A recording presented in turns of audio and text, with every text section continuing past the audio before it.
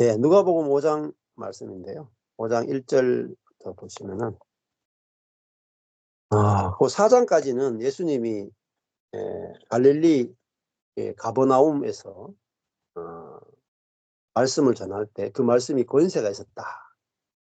그래서 권세가 있으니까 그 귀신이 떠나가는 역사들이 일어나고, 또 시몬의 집에서 시몬의 장모가 열병이 떠나가는 일들이 일어났고, 그러자 많은 사람들이 예수께 와서 병자를 데리고 왔죠. 예수께서 일일이 그 위에 손을 얹어서 고치셨다. 손을 얹었다. 그리스도와 연합을 상징하라고 볼 수가 있어요. 손을 얹었다 하는 것은 이런 것도 의미합니다. 부정한 자를 만졌다.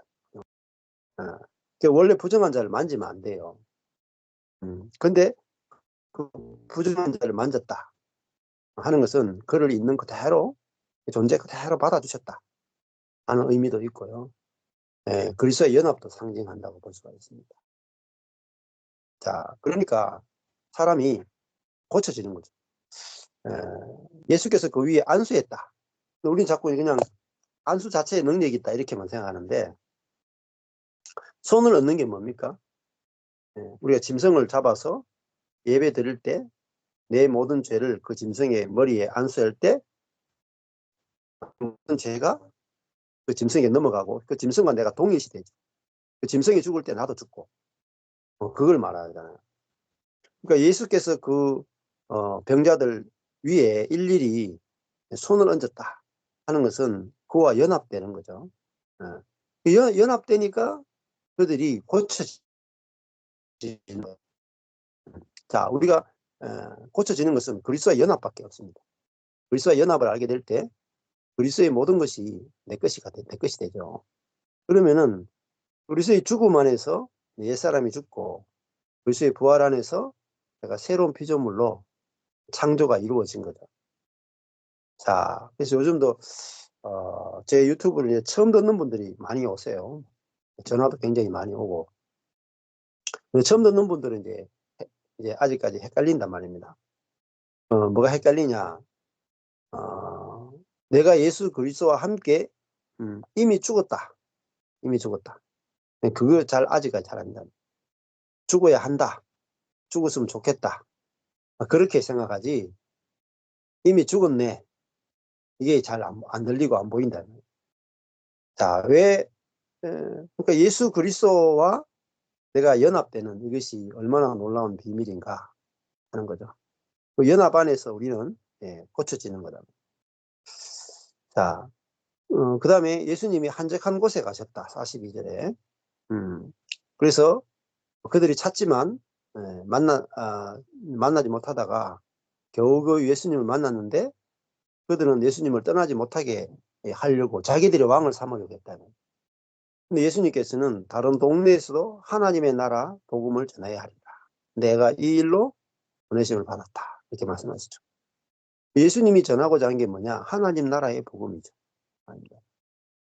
단순히 죄사함 받고 죽어서 천국 가는 그 수준이 아니라 하나님 나라가 이 땅에 임했다.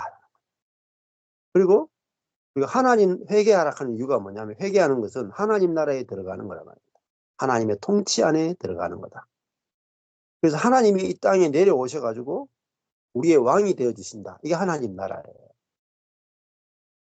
자, 하나님이 이 땅에 내려와서 실제적인 왕으로서 우리를 보호하신다. 우리를 공급하신다. 우리와 함께 하신다. 그래서 하나님의 나라가 사단의 나라를 이긴다. 이게 하나님의 나라입니다. 그리고 하나님의 나라는 의와 평강과 희락이죠.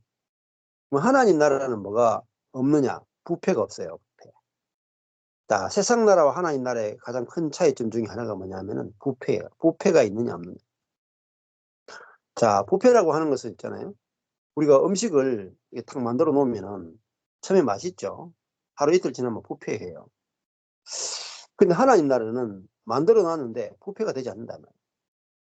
왜? 하나님 나라는 이 죽음으로 말미암아 부패를 끝내고 이제 부패하지 않는 생명으로, 하나님의 생명으로 새롭게 창조해 버렸다. 그러니까 그 부패가 안 나타나는 거죠. 이게 하나님 나라예요. 하나님이 통치하시면은 부패가 없다 이 말이에요. 근데 그래서 우리가 뭔가 열심히 만들죠. 시간 지나면 다 부패해요. 자, 그러니까 예를 들면은 여러분 기도하잖아요. 처음엔 좋죠. 기도 계속 하다 보면 그 기도가 부패한단 말이에요. 힘들고 어렵고 나중에 또 기도 응답도 잘 되지도 않고 막 기도 자체 하는데 너무너무 힘들다 이 말이에요. 예. 뭐 다른 거 다 그래요. 예. 우리가 신앙에 여러 가지 방면들이 있는데 이것저것 다 해봐요. 뭐 묵상도 해보고 큐티 해보기도 하고 뭐 다 하는데 예배도 드려보기도 하고 부흥회하기도 하고 은사를 받아보기도 하고 다 했는데 결론이 뭐냐면은 시간 지나면요 시큰둥해지고 열정이 사라지고 나중에 부패하더라는 거예요. 다시 부패로 돌아가더라. 자, 그게 뭐냐면은 전도서예요. 전도서 보면은 해 아래 새 것이 없다. 새 것이 안 나온다는 거거든요. 전도서에 보면 제일 중요한 것 중에 하나 이거예요. 해는 떴다가 지며 떴던 곳으로 다시 돌아간다. 아, 그러니까 해는 떴다가 지며 떴던 곳으로 다시 돌아간다. 해가 뭔가 뜰 때는 굉장한 것 같잖아요. 조금 지나면 다시 떴던 곳으로 돌아가. 원점이라는 거죠. 자, 우리가 뭐 기도할 때도 기도 응답도 받을 수도 있고, 뭐 굉장한 은사가 나타날 수도 있고, 굉장한 뭐 믿음이 나타날 수도 있는데, 시간 지나면 다시 부패해진다는 거예요. 네. 그리고 선도 시간 지나면 부패해져요. 뭐 결혼 생활도 시간 지나면은 점점 부패해져요. 어. 아마 신혼 초에는 막 뭐 알러뷰 하고 막 서로 막 하루도 못 보면 안 되고 막 이렇잖아요, 신혼. 맞죠? 예? 안 그러면 이상하죠.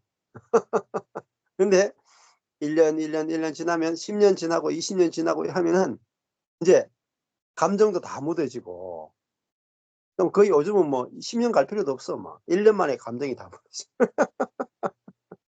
그게 뭐죠? 감정이 부패하는 거예요. 생각도 사랑도 부패하는 거예요. 인내도 부패하고. 자, 그게 뭐냐면은 세상이에요. 옛것이란 말이에요. 옛것. 옛것. 옛것은 시작은 창대하지만 끝은 미약하다는 거예요. 예. 그걸 유지시킬 수가 없어요. 예. 그래서 좋은 것으로 시작하지만 뒤에 꼭 나쁜 게 온다 이 말입니다. 이게 부패예요. 어. 그래서 큐티도 마찬가지예요. 큐티 했다.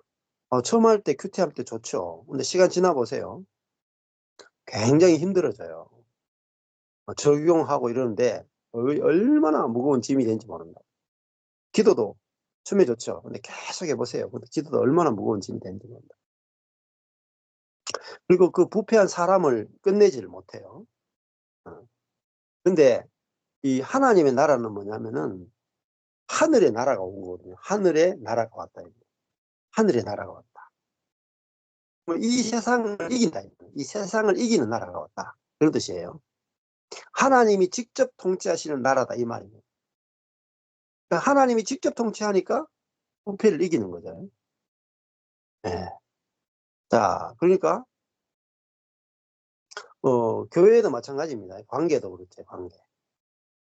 여기 계신 분들이 관계들이 뭐 5년, 10년 이렇게 되잖아요.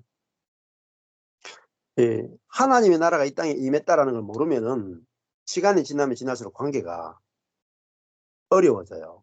너무 많이 부딪히고 어렵다면 그걸 극복을 못한다. 근데 천국이 우리에게 왔고 하나님이 직접 왕으로서 공급하시고 생명을 공급하시고 다스리시고 날마다 새롭게 해주시고 부패를 이기는 생명이 나오게 해주신다. 거기까지 알아져야 시간이 지나면 지날수록 더 좋아지는 거예요. 날마다 새롭다. 이 말은 날 더 좋아진다는 거예요. 새로운 게 뭐겠어요? 더 좋아지는 거예요. 이전 것은 지나갔으니 보라 새 것이 되었도다. 날마다 새롭다는 게 뭐겠어요? 더 좋아지는 거예요. 자, 세상은 시간이 지나면 지날수록 나빠져요. 시간이 지나면 나빠져. 근데 하나님 나라는 시간이 지나면 지날수록 더 좋아져요. 놀랍지 않습니까? 우리가 시간이 지나면 지날수록 부패하는 세계에서 시간이 지나면 지날수록 더 좋아지는 세계로 들어왔다. 이게 부활의 세계예요. 부활의 세계. 아. 우리 교회도 마찬가지예요.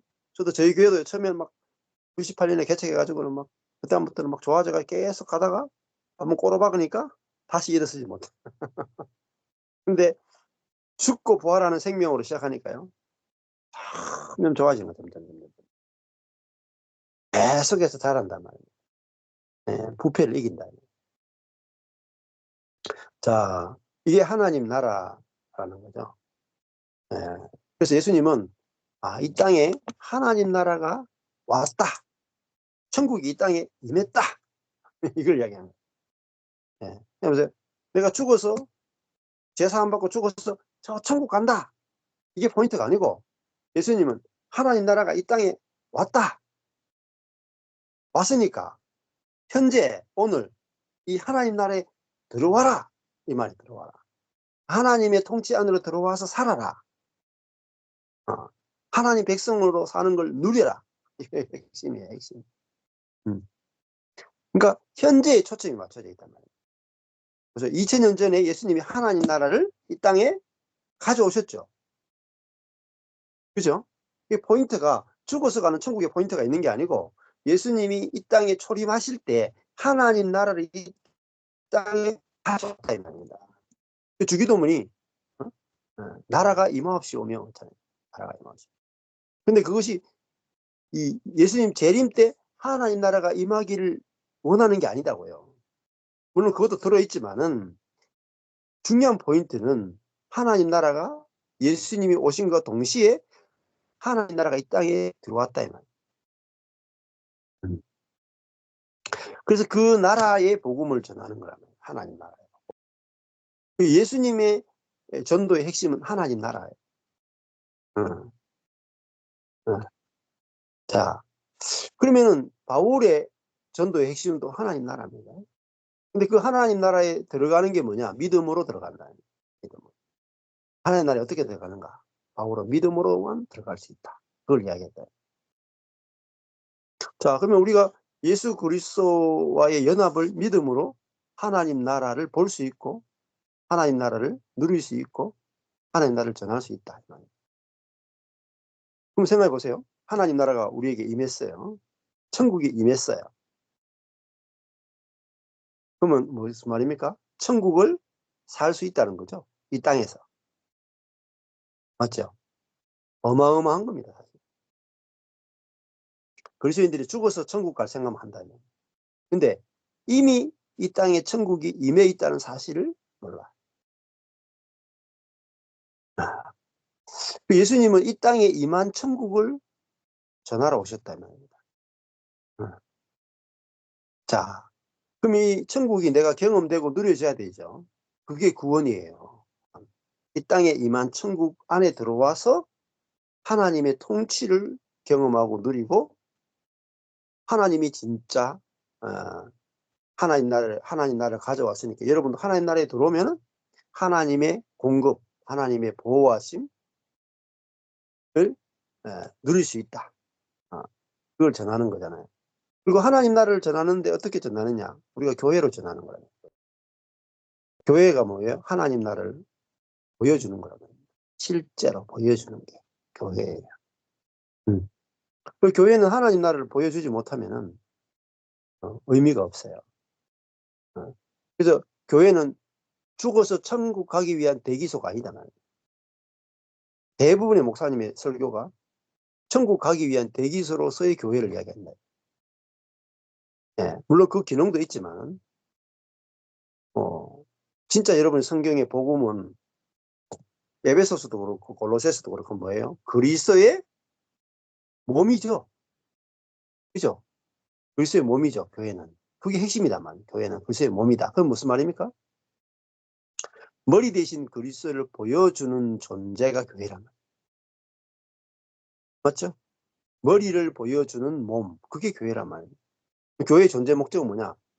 눈에 보이지 않는 머리 대신 그리스도를 몸된 교회가 머리 대신 그리스도를 보여준다. 그게 교회예요. 그 교회는 그리스도를 보여주지 못하면은 존재 목적이 없습니다. 자, 마찬가지로 나도 있잖아요. 내 개인도 머리 대신 그리스도를 보여주는 그리스도의 몸이다 말이에요. 내가 이미 그리스도의 몸이 되어 있단 말이에요. 그러면 몸에는 뭐가 나타나느냐? 그리스도가 나타난다. 머리 대신 그리스도가 몸인 나를 통해 나타난다. 네. 그거죠? 그러니까 우리 자신이 이미 내 존재가 머리 대신 그리스도를 나타내는 그분의 몸이 되어 있다. 네. 그러니까 머리 대신 그리스도는 몸인 나를 통해서 자신을 나타내기를 원하셔서 이미 이루어 놓으셨다. 그렇구나. 내가 이미 머리 대신 그리스도의 몸이 되었구나. 그래서 머리 대신 그리스도가 몸인 나를 통해서 어떻게 나타나시는가 보자. 하시면 돼요. 어떻게 나타나시는가. 그게 소망입니다. 그게 영광의 소망이에요. 그리스도인들의 소망이 뭐냐? 몸이 나를 통해서 머리 대신 그리스도가 나타나는 것. 그게 영광의 소망입니다. 여러분 다 기대하셔도 돼요. 주님이 다 이루어 놓으신 거기 때문에. 그 소망이 있어야 돼요. 소망. 이 소망이 없으면 여러분 있잖아요. 딴 생각을 해, 딴 생각. 내가 나를 자꾸 표현하려고 한단 말이에요. 머리 제껴놓고 몸이 예? 몸이 이상하게 가더니 체육관에 등록하더니 자꾸 이렇게 바디빌딩 바디빌딩 그 머리를 나타내는 게 아니라 몸 자신을 나타내기 위해서 막 알통을 만들어내고 막 머리와 전혀 상관없는 짓을 하면 안 된다. 몸은 머리를 표현하기 위해서 하는 거잖아요. 그래서 하나가 된 거죠. 이렇게 하나가. 우리가 머리가 나타나면은 영광스럽다. 그 머리의 영광과 한 영광을 받죠. 여러분이 머리 대신 그리스도가 여러분을 통해서 저와 여러분을 통해 표현되면 여러분이 그리스도의 영광에 참여하는 거예요. 맞죠? 머리와 몸을 구분이 불가능하죠. 그렇잖아요. 저에게서 그리스도가 나타나면은 그리스도가 내가 하나잖아요. 그러니까 그 그리스도의 영광에 우리가 참여하는 거잖아요. 야, 얼마나 놀라운 것입니까? 우리가 그리스도의 죽음에, 그리스도의 부활에, 그리스도의 승천에 참여한 영광스러운 존재가 됐고, 내가 예수님의 몸이 된 그 영광을, 어마어마한 영광을 우리가 받은 존재라. 네. 자, 이게 복음이죠, 복음. 자, 오늘 누가복음 여기 5장 1절에 보면은 이제 무리가 옹이하여 하나님의 말씀을 들었다.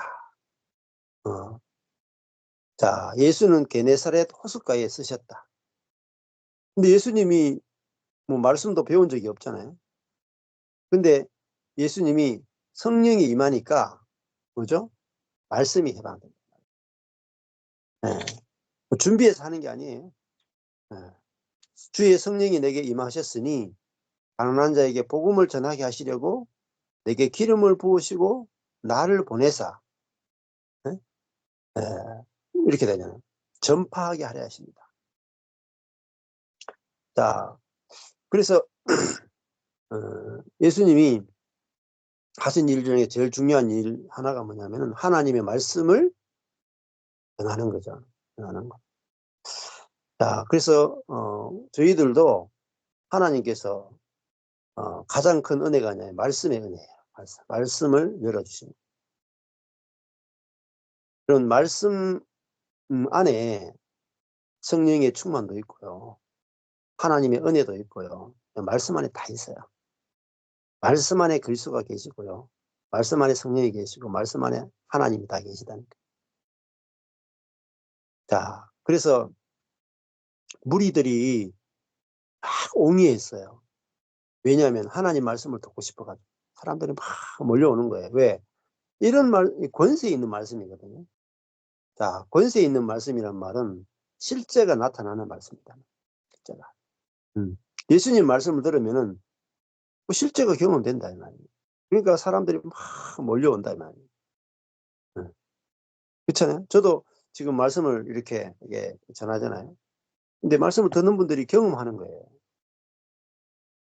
은혜의 복음도 경험하고 십자가 죽음과 부활의 복음도 경험하고 그리스도의 몸된 교회가 건축되는 것도 경험하고 그리스도가 어떻게 하시는가 보자 했는데 정말 놀랍게 그리스도가 일하시는 게 경험되죠. 자, 그 말씀을 전했는데 그 말씀이 다 경험이 되니까 그게 권세 있는 말씀이잖아요. 사람들이 그 실제를 경험하기 위해서 말씀을 들으러 온다 이 말이에요. 저도 말씀을 전하는데 어떤 말씀을 전하느냐? 경험할 수 있는 말씀을 전합니다. 제가 경험된 말씀, 경험할 수 있는 말씀, 누릴 수 있는 말씀을 전하는 거예요. 그러니까 사람들이 그 말씀을 듣고 그 실제를 누리고 싶어서 오게 되는 거죠. 자, 예수는 게네사렛 호숫가에 서게 돼 있어요. 자, 호숫가에 두 배가 있는 것을 보셨어요. 누가 봤느냐? 예수님이 봤다. 어부들은 배에서 나와서 그물을 씻고 있었습니다. 자, 예수님이 호숫가로 찾아오셨죠. 그 예수님이 두 배를 보셨고 어부들은 배에서 나와 그물을 씻고 어부들은 지금 예수님에 대해서 아무 관심이 없어요. 자, 예수님이 찾아오셨죠. 예수님이 먼저 그들을 만나러 오셨다 하는 거죠. 근데 예수께서 항상 주님이 먼저 일하신다면 예수께서 한 배에 올라가셨다. 그 배는 시몬 베드로의 배다. 육지에서 조금 뛰기를 청하시고 앉아서 배에서 무리를 가르치셨다. 자, 예수님이 먼저 요청을 하시죠. 시몬은 거기 옆에 있을 뿐이에요. 주님이 찾아오셔가지고 시몬에게 제안을 하고 그 배를 이용해서 배에서 무리를 가르쳤습니다. 왜 배에서 무리를 가르치느냐? 아마 여러 가지 이유가 있겠지만은 사람들이 예수님을 너무 많이 만지기 원해서 그럴 수도 있어요. 예, 예수님을 만지면은 막 병이 떠나가고 귀신이 떠나가니까 만지고 싶지 않겠어요? 자기 문제가 해결되기 위해서. 근데 예수님은 그것만을 위해서 온 게 아니고 말씀을 전하기 위해서 오셨기 때문에 사람들하고 약간 거리를 두기 위해서 배에서 말씀을 가르치는 일을 하실 수가 있다면. 그래서 사람들은 자기 문제만 해결되면 다 집에 가버려요. 그러니까 뭐 병이 낫는다고 해서 내 문제가 다 해결되는 게 아니거든요. 귀신이 떠나간다고 해서 내 문제가 다 해결되는 게 아니에요. 근데 사람은 어떻게 생각하냐면 내가 귀신만 떠나가면 내가 문제가 없겠다. 내가 병만 나으면은 내 문제가 없겠다. 사람들은 다 그렇게 생각합니다. 내게 있는 것 중에 문제가 되는 거 한 가지만 고쳐지면은 내 인생에 문제가 없겠다. 이렇게 생각. 근데 복음은 그런 게 아니거든요. 내게 있는 것 중에 한 가지, 두 가지, 세 가지, 네 가지가 고쳐진다고 해서 내 인생에 아무런 변화가 없어요. 나의 단점 몇 가지가 고쳐진다고 해서 내 인생이 안 달라집니다. 그래서 뭐가 필요하냐면은 뭐 병이 낫거나 귀신이 떠나는 게 필요한 게 아니죠. 진리를 알아야 된다는 거죠. 복음을 정확하게 알아야 된다. 그 복음은 뭡니까? 병이 고쳐지거나 귀신이 떠나는 그런 하나의 하나님의 능력을 경험하는 그 한 사건이 필요한 게 아니고 내가 죽고 부활하는 게 필요합니다. 네. 그래서 말씀을 들어야 됩니다. 복음이 무엇인지 들어야 모든 인생의 근원적인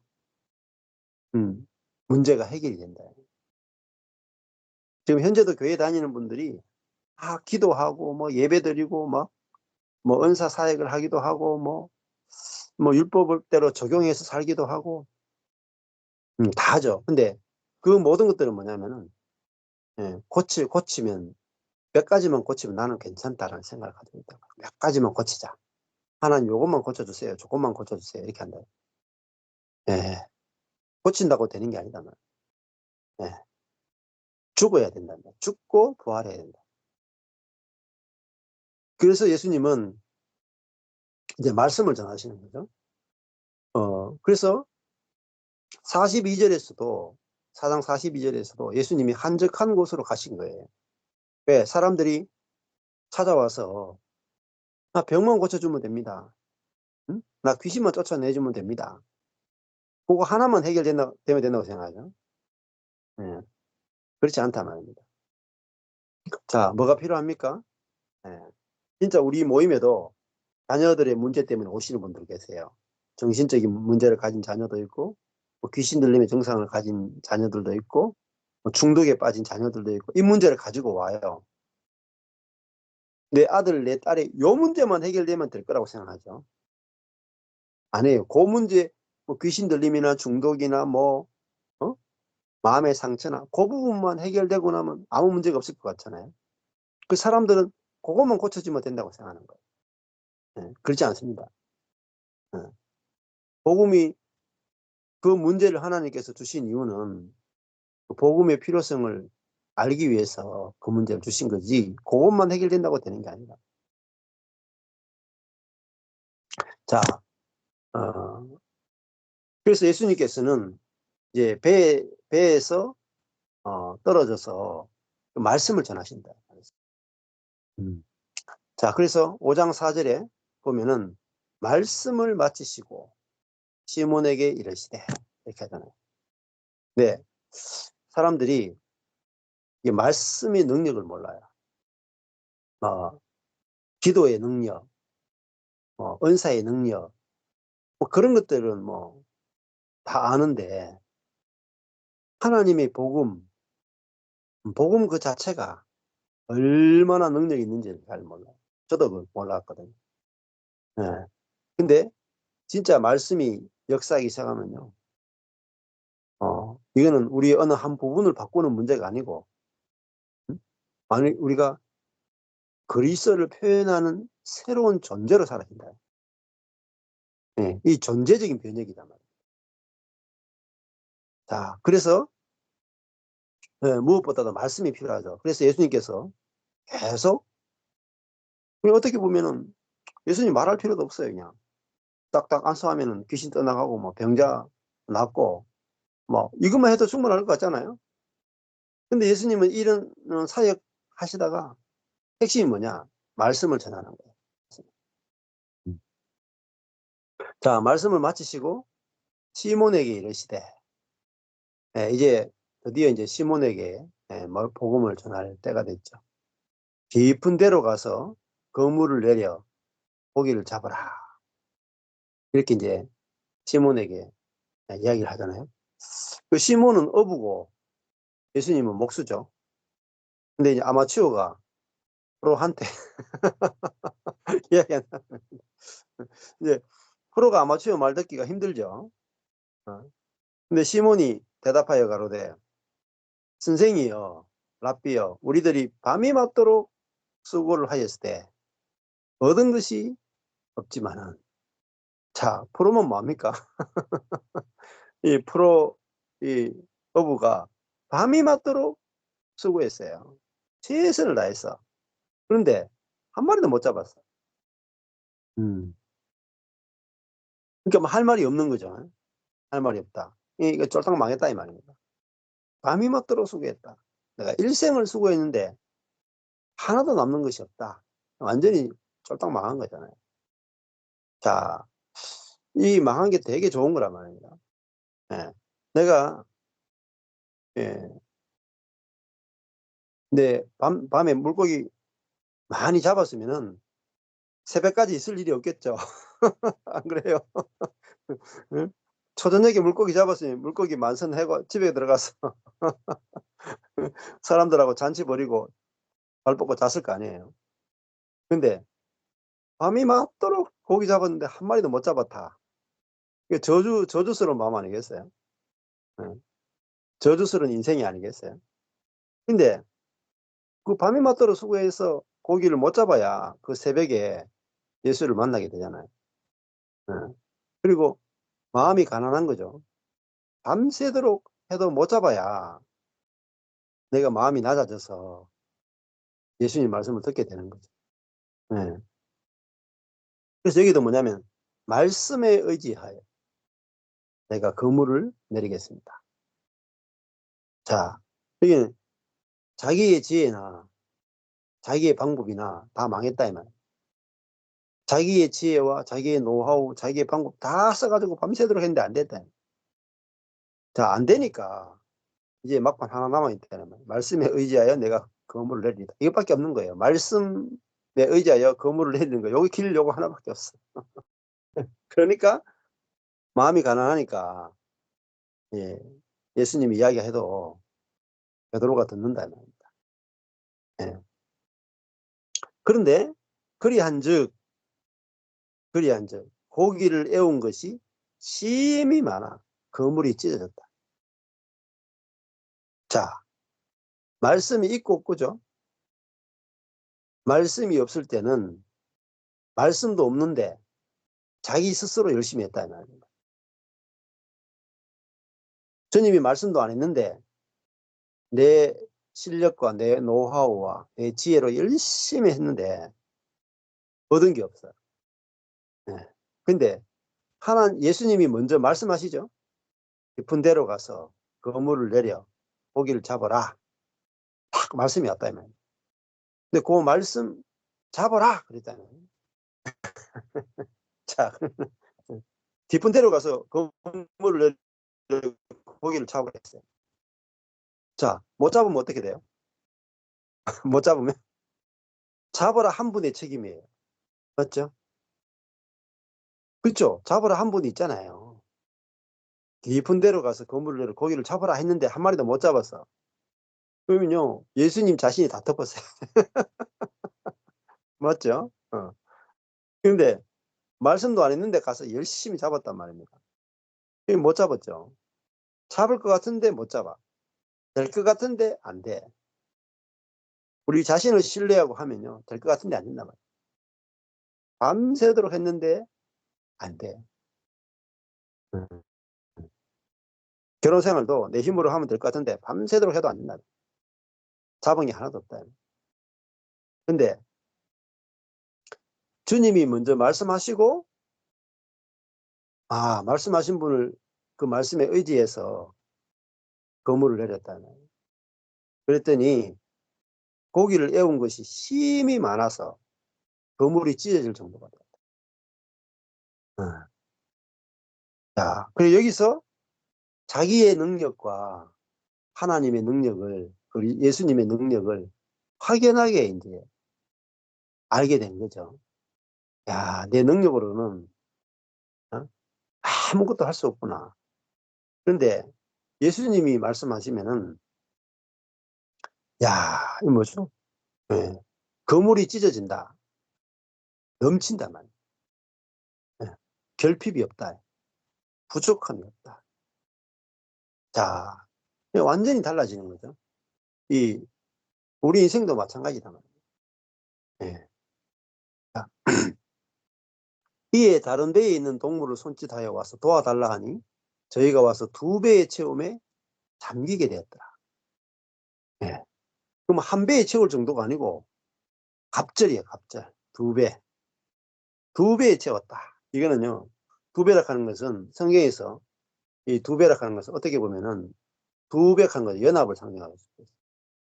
그리스도와 나와의 연합을 상징하기도 하고, 예, 2배라 하는 것은 연합하면은 이게 있잖아요. 부활의 세계를 상징해요. 완전히 새로운 세계라. 욥도 나중에 2배의 갑절의 복을 받죠. 자, 이렇게 예수 그리스도가 자기 삶에 찾아오셔가지고 말씀하니까 정말 결핍이 사라지고 넘치는 삶을 살게 된 거죠. 자, 그렇게 되니까 이제 8절에 보면 시몬 베드로가 이를 보고 예수의 무릎 아래 엎드려 가로되 주여 나를 떠나소서 나는 죄인이로소이다. 그러니까 그 예수님이 뭐 목수잖아요. 그런데 밤새도록 되지 않은 일이 딱 한 번이 돼요. 한 번에. 밤새도록 되지 않던 일이 깊은 데로 가서 그물을 내려 고기를 잡아라. 딱 한 번이 됐네. 한 번에. 한 번에 2배에 가득 찰 정도의 물고기 잡혀요. 너무너무 놀라운 세계잖아요. 밤이 맞도록 수고해도 안 되는 세계가 있고 딱 한 번 했는데 2배에 가득 차는 세계가 있다. 그럼 우리가 왜 늘 결핍하냐? 내 생각을 가지고 하기 때문에. 나를 신뢰하고 하기 때문에. 밤이 맞도록 해도 안 되는 거예요. 밤이 맞도록. 저도 우리 뭐 교회 지체든지 이렇게 옆에 있는 형제자매들이든지 이렇게 보면은 어떨 때면 참 안타까워요. 왜냐하면 제가 걸었던 길을 가는 거야. 옛날에 걸었던 열심히 수고하고 밤이 맞도록 수고하는 거예요. 그 사람은 내가 밤이 맞도록 수고했는데 안 되겠냐? 밤이 맞도록 수고했는데 내 인생이 안 되겠냐? 이렇게 생각한다. 밤이 맞도록 수고했는데 남는 게 하나도 없어. 이 전도서에.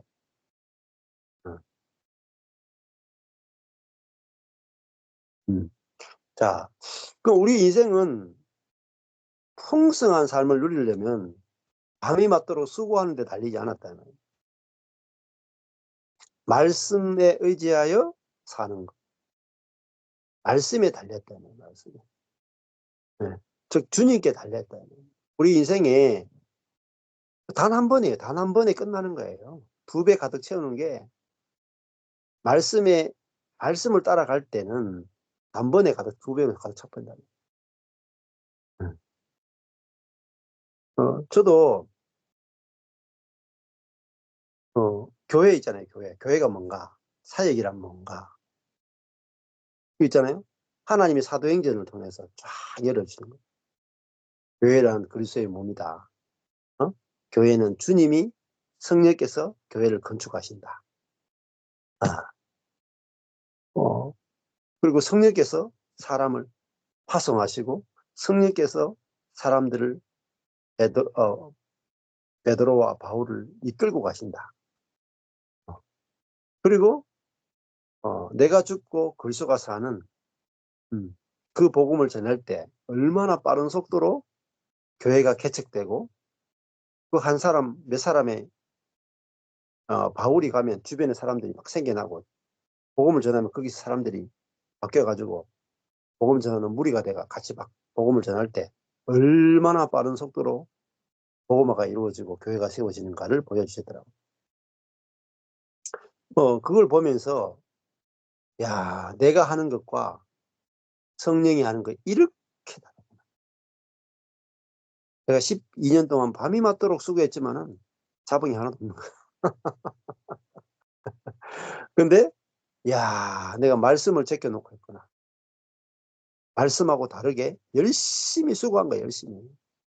근데 말씀이 딱 보여지니까 야,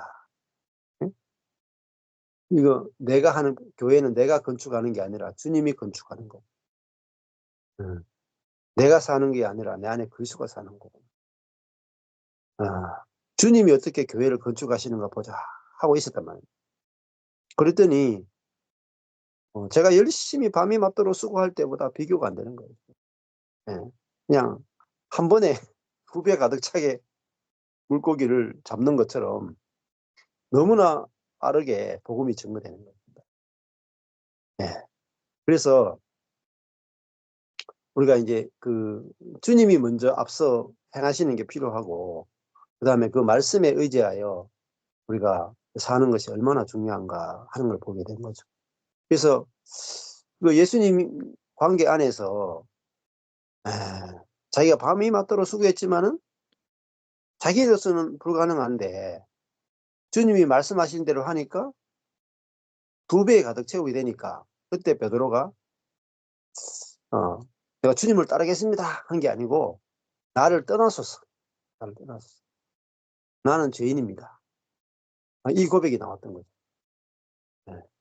자, 그러니까 뭐 자기가 어떤 죄를 지은 그걸 지적받은 적이 없어요. 회개하라고 이야기해도 들어본 적이 없어요. 근데 자기 삶에서 주님을 딱 경험하니까 저절로 여기 5절에서는 선생이여 했다 이 말이에요. 근데 8절에서는 주여로 바뀌죠. 고백이 완전 달라지죠. 그리고 나를 떠나소서 하는 말은 내가 감당할 수 없다 이 말입니다. 그리고 감당할 수 없는 은혜를 경험하게 되고 자기 자신이 자기를 신뢰하고 살아가는 그런 죄인인 것을 보게 된 거죠. 자, 그리고 주님이 얼마나 크신 분인가 하는 걸 경험했다 이 말입니다.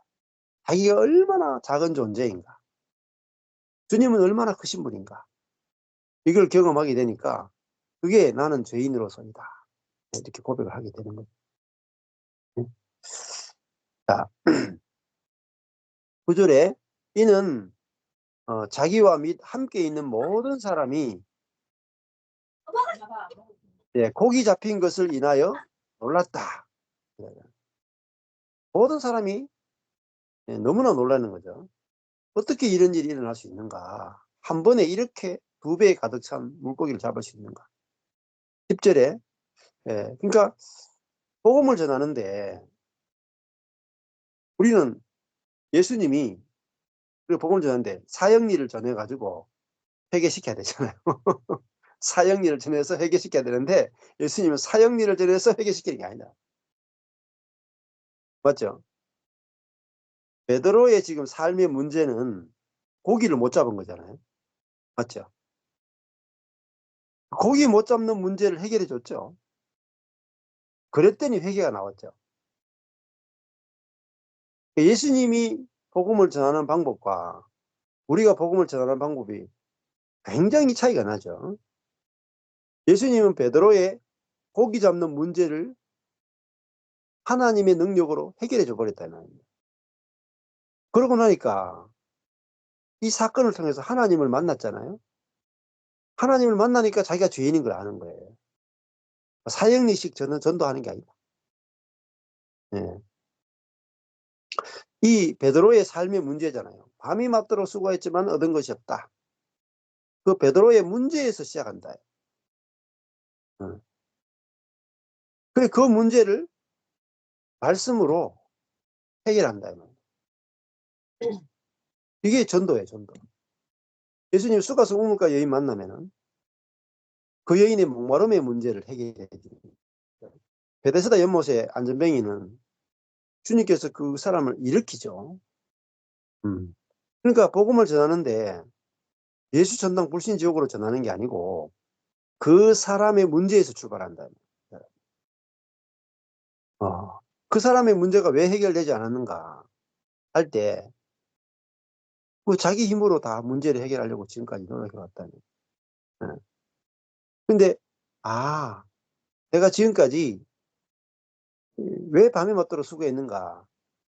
하나님을 의지하지 않고 자기 힘으로 살려고 했다.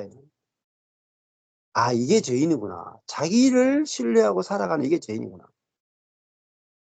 그래서 자기 삶의 부분에서 절망한 자리에서 하나님을 경험하니까, 하나님을 만나니까 자기가 죄인인 걸 알게 됐다. 아주 그냥 회개라는 것이 자연스럽게 일어나는 거잖아요. 자, 그래서 저도 지금은 이제 복음을 전하잖아요. 복음 전하는데 어떻게 전하는가? 다 저한테 와서 문제를 이야기해요. 목사님, 이 부분 문제 어떻게 해결합니까? 제 우울증의 문제를 어떻게 해결합니까? 중독의 문제 어떻게 해결합니까? 다 어떤 죽어서 천국 가는 이야기보다는 대부분 다 자기 인생의 문제를 갖고 다 온다. 근데 그 문제를 말씀으로 해결해 주면 되잖아요. 복음으로. 복음이면 되는 거예요. 그래서 복음을 딱 전했는데 그 사람의 문제가 다 해결됐다 이 말입니다. 그러니까 어떻게 돼요? 주님을 만나는 거죠. 그 문제를 통해서. 그렇잖아요. 우리 뭐 광주 겨자씨 교회도 이 사역의 문제, 형제 자매와의 관계의 문제, 뭐 여러 가지 문제들이 있었단 말입니다. 근데 이게 복음을 딱 들으니까 해결이 되죠. 예. 사역의 문제도 해결되고, 관계의 문제도 해결되고, 교회 건축의 문제도 해결되고, 다 해결되잖아요. 예.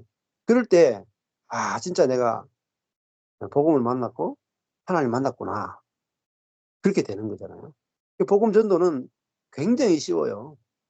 문제가 해결되면 돼요. 문제. 그 사람의 문제부터 출발해서 복음을 전합니다. 자, 이렇게 귀신 들린 사람은 귀신 들림의 문제를 해결하고, 병든 사람은 병든 문제를 해결하고, 이렇게 밤이 맞도록 수고했지만은 물고기를 잡지 못한 이 베드로는 물고기 잡는 문제가 해결돼야 주님을 만날 거 아닙니까? 그렇죠? 예. 그래서 주님께서 베드로를 찾아가서 그 베드로의 문제가 온데 주님이 찾아오신 거죠.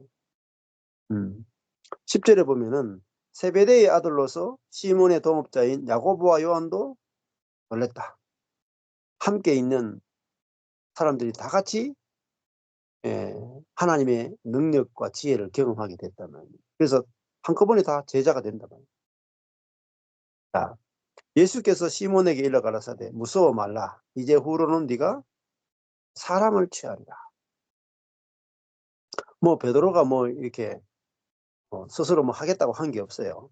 근데 주님께서 내가 너를 찾아온 것은 네가 물고기를 잡는 사람에서 사람을 잡는, 사람을 취하는 그런 사람이 되도록 너를 불렀다. 이렇게 이제 말씀하시죠. 그러니까 베드로, 이제 시몬 베드로를 제자로 불렀다면, 그러니까 저희가 배들을 육지에 대고 모든 것을 버려두고 예수를 쫓았다. 이렇게 나와요. 물고기 뭐 2배 가득히 찼는데, 물고기 잡는 것보다 이 한 방에 물고기 2배 가득 채울 정도로 말씀하신 이분 따라가면은, 이게 대박 나겠다. 물고기를 그냥 한 번에, 이분 따라가면 진짜 우리 인생이 얼마나 패겠냐, 얼마나 성공하겠냐 싶어서 예수님을 따라가는 거죠. 예수님을 따를 때는 왜 따라가느냐? 기적을 보고 따라가죠. 표적을 보고 따라가고, 내가 이분 따라가면 내 인생이 대박 나겠다. 이렇게 육적인 목적을 가지고 따라가요. 우리 나이처럼. 근데 가다가 보면은 주님이 바꾸어 주신단 말이에요. 처음에는 어리니까 이런 이제 기적이나 이런 축복이나 이런 걸 통해서 주님이 부르시죠. 그런데 그 말씀 안에 이제 후로는 네가 사람을 취하리라.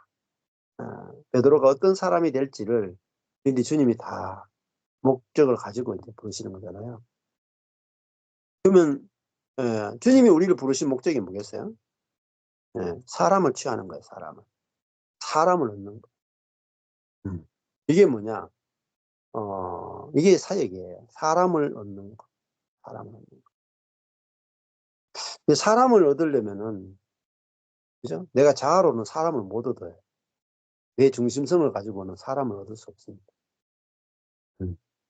내가 성령으로 사는, 내가 죽고 성령이 사는 그 세계를 경험해야 진짜 연합할 수 있는 사람을 얻을 수 있게 되잖아요. 그래서 베드로도 오순절 성령이 임하기 전까지는 사람을 취하지 못해. 한 사람도 못 취한다.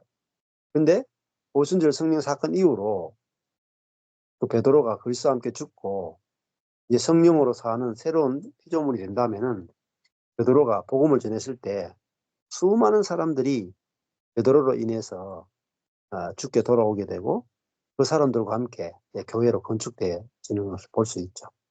그래서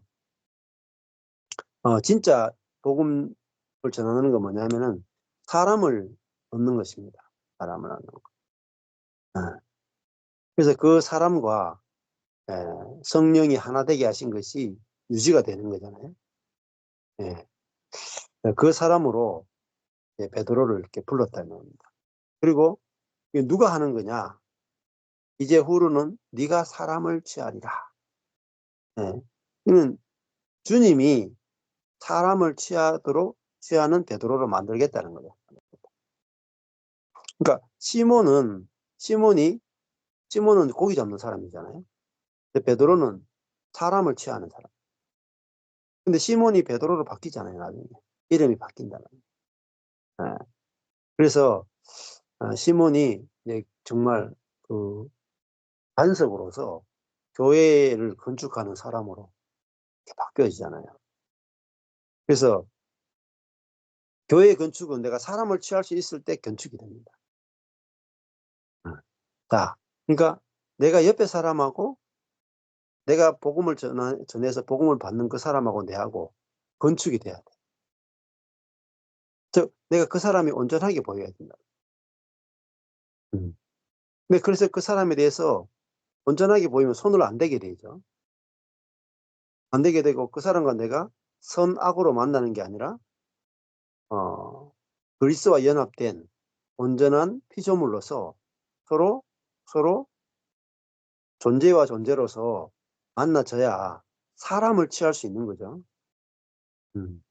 나도 그 사람이 예, 하나님이 보시기에 심히 좋았더라 하는 것처럼 좋아 보이고 그 사람도 나를 볼 때 좋아 보이고 해야 건축이 된다 이 말이에요.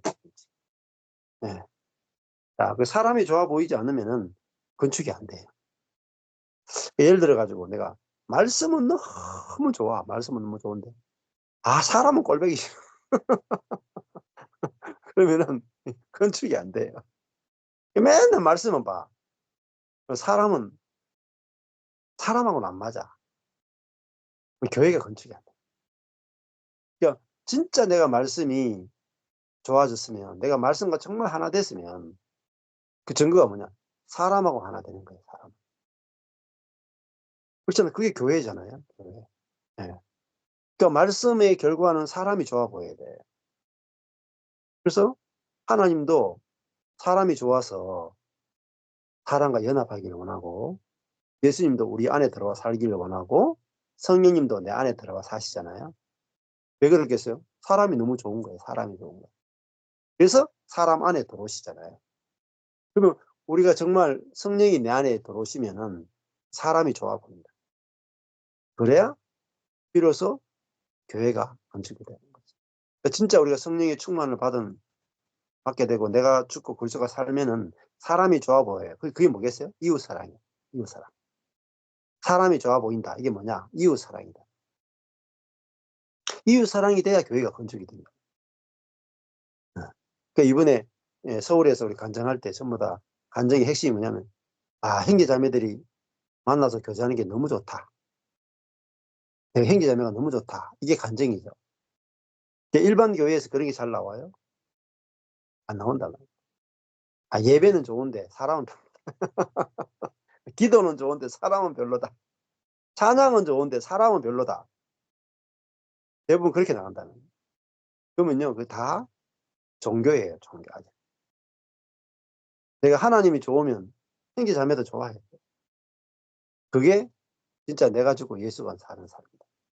그래야 교회가 건축이 되죠. 그래서 이 베드로에게도 주님께서 이제 네가 사람을 취하리라 하는 것은 사람이 좋아 보일 거야. 좋아 보인다. 그래서 이 베드로를 통해서 교회를 건축할 것에 대해서 말씀하셨다. 우리도 마찬가지입니다. 사람을 취하는 사람. 우리가 여러 가지 뭐 사역도 할 수도 있고 여러 가지 직업도 가질 수 있고 다 하는데 주님이 우리를 부르신 목적은 사람을 취하는 사람이 되는 거예요. 그러면은 자연적으로 나를 주변으로 해서 내가 사람이 좋아 보이면 그룹이 만들어져요. 토고를 만들어요. 교회가 만들어야죠. 저절로 이루어져요. 예. 네, 감사합니다. 여기까지 하겠습니다.